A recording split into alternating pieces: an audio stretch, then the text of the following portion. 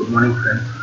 Today's topic is same BIGF, AIGF, LGTFC, DG shipping, exit exam, question and answer, part 4.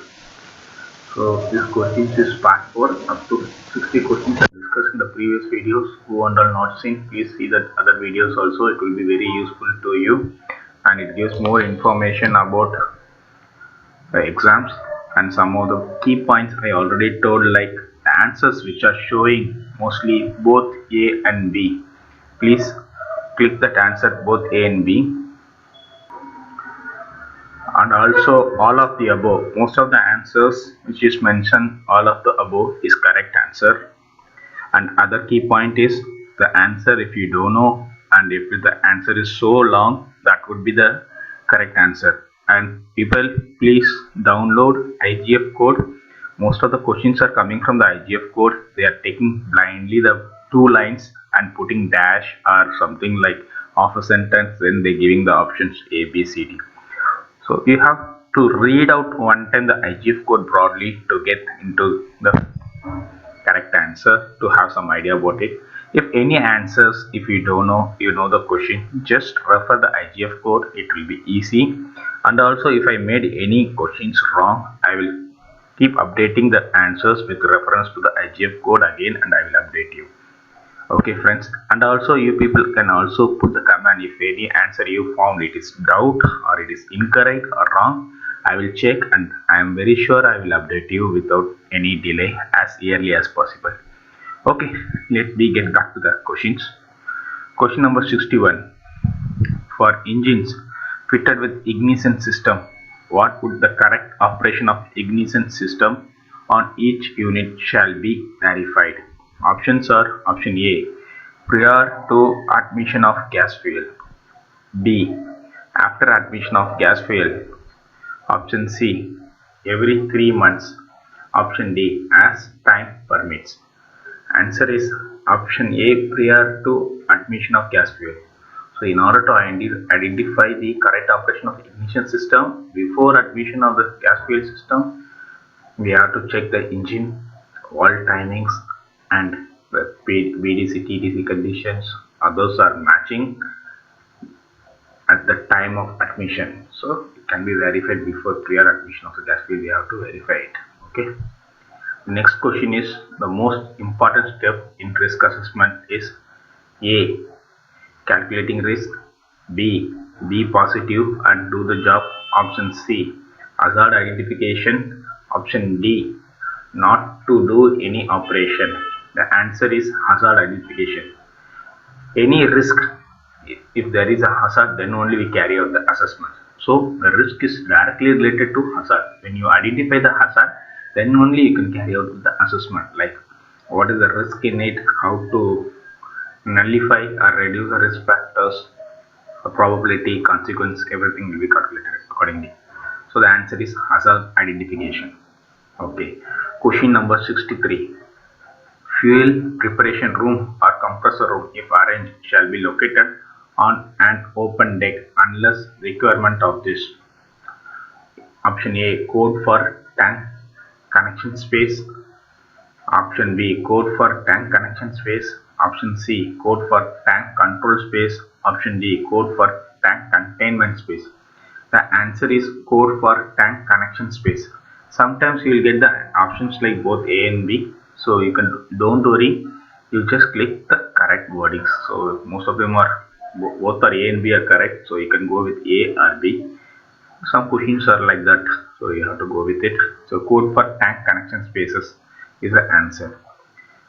The question number 64. What is the use of bottled gas?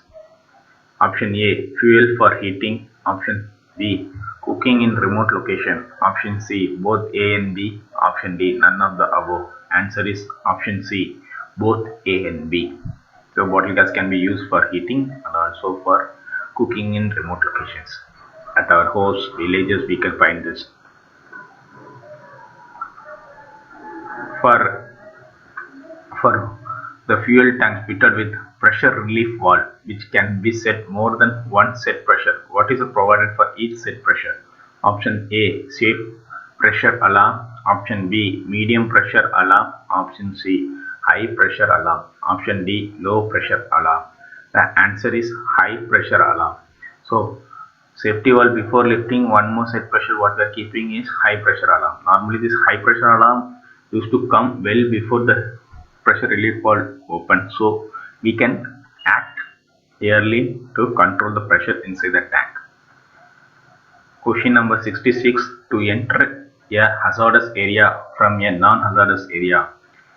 Option A, an airlock should be provided. Option B, no such entry is allowed. Option C, 2 airlocks are to be provided. Option D, entry permit is required. The answer is option A, an airlock should be provided. For example, from the accommodation to go outside the deck, or from the deck coming into the accommodation in the upper deck or in the A deck, if you find that you get 2 doors, so these 2 doors, first you will open from the deck to the accommodation. First door you will open, then there is a small room, then you open the second door, then you will enter into the accommodation. This space is called as airlock space. Mostly you will see in the oil tankers. This space is called airlock space. So it is segregating the hazardous place from non-hazardous place. Okay. So remember this, that space is called airlock space. It is as per the IGF code, we should have the airlock should be provided. And also for your information, that airlock space should be at least of 1.5 meters, not exceeding 2.1 meter distance between these 2 doors. And also, if both the doors are open at the same time, then there will be a visual and audible alarm has to be ringed. Okay, to indicate that both doors are open at the same time, because you are putting the system into dangerous zone. And this non-hazardous space should be more positive pressure than the hazardous space. So if there is even if both doors are open, the non-hazardous space, air will flow into the hazardous space to remove the hazardous gas or toxic gas from its location to outside, not in the reverse flow. So it is safeguarding the non-hazardous space. Okay. Next question is, if icing is not very effective, the next method to be followed is dash around the injuries. So there is a general word called ice. This ice method is first is keeping ice, second is compressing, E is elevating. Okay. So in this, if there is any injury, any accidents related to LNG fuel, which is cold fuel, this cryogenic fuel is low temperature. So the action is to be, if you keep ice and there is no effective, then the next method followed is compressing. Option A, compressing. Option B, resting. Option C, massaging. Answer is option A, compressing. Okay, question 68. In ICE method, I stands for ice. Okay, the options given here is A, injection. Option B, ice. Option C, incubator. The answer is ice. The largest breathing organ of the body is option A, lungs. Option B, heart. Option C, skin. The answer is option C, skin. Skin is the largest body which will be breathing. If you see in your skin, each hair on your skin, there will be a porous. That porous is the one which is in here. It is also act like a flow of air inside the body to outside the body, act like a porous. Okay, so skin is the largest organ in the body for breathing. Which flammability diagram is used to observe change in cargo tank atmosphere for LNG carrier? Option A, methane and nitrogen mixture. Option B, methane and oxygen mixture. Option C, methane and air mixture. Option D, methane, oxygen and nitrogen mixture. The answer is option D, methane, oxygen and nitrogen mixture. So answer is option D. Okay, because oxygen is the main thing which is act in the flammability diagram, cause of flame or combustion to take place. The gas which are going to be in the tank is methane. The LNG has maximum content of methane. Option C, nitrogen mixture. It starts from some part of nitrogen, and also there are also some nitrogen. Normally we inert the tank with nitrogen. So these three are involved in LNG carriers to identify the flammability diagram. Okay. Question number 71. What cargo among the zero listed one carries a risk of polymerization? Option A, methane. Option B, propane. Option C, butane. Or option D, vinyl chloride. The answer is option D, vinyl chloride. Okay, the answer is option D, vinyl chloride. That is a compound which is not a single unit. It consists of more than single unit. That's why called polymerization. Okay.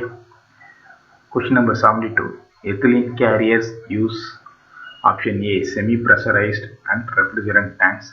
Option B, semi-pressurized and non-refrigerant tanks. Option C, pressurized and non-refrigerant tank. So answer is option A, semi-pressurized and refrigerated tanks. It carries a this ethylene carrier. The tank is made up of semi-pressurized and also refrigerated tanks. Okay. Question number 73. In relation to a ship's boiler, identify incorrect statement.